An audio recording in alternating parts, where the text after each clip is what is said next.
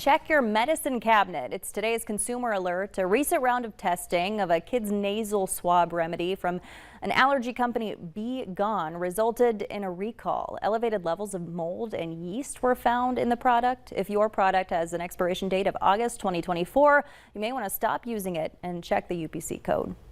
Gas prices are only going one way right now, and that's up. The national average for a gallon of regular gas is now $4.96. That's nearly 30 cents higher than just last week. Carter Evans is in Los Angeles, where gas is a lot more expensive than that. With no relief in sight at the gas pump, Americans are digging deeper into their pockets. I had to get another job just to pay for gas. And it just keeps getting more expensive as countries turn away from Russian oil, limiting global supplies. But those eye-popping prices at the pump still aren't scaring away summer travelers, according to oil analyst Tom Kloza. How high is it going to have to get before people actually really pull back on driving? Well, that's an experiment in progress right now. But my sense is that people are still going to take vacations. The high demand could drive the national average to $5 a gallon within weeks, enough to push some people to give up gasoline for good. All electric vehicles, I cannot keep them in stock for more than 2 hours. That fast? Goes that quick, yes.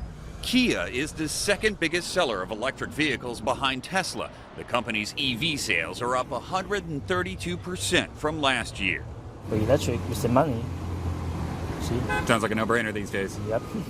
At a Senate hearing Tuesday, Treasury Secretary Janet Yellen warned lawmakers that pain at the pump could continue. It's virtually impossible for us to insulate ourselves from shocks like the ones that are occurring in Russia that move global oil prices. Another wild card, hurricane season. About 50% of the nation's refining capacity is along the Gulf Coast.